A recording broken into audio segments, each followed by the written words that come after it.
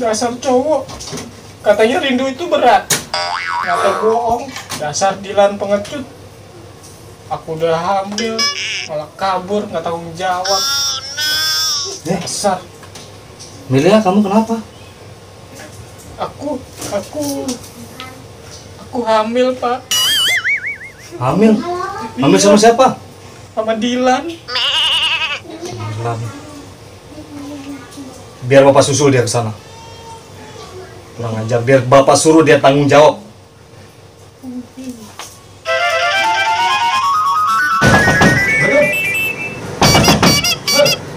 Salam. Ya, apa sih? Malam-malam. Kamu Dilan?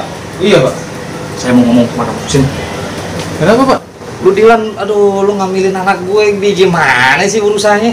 Ngambilin, iya bagaimana habisnya, Pak? Itu anak gue udah telat bulan, lu gimana sih? Lu harus ada tanggung jawabnya gitu sebagai laki-laki ya. Sekarang gini, enaknya gimana nih? Kalau anaknya cowok, saya kasih motor. 5, mobil 2, toko apaan aja dah. Tinggal minta. Kalau anaknya cewek, mobil 7. Terus sama perumahan. Nah, tapi gimana kalau anak bapak nggak terbukti hamil nih? Coba sekali lagi.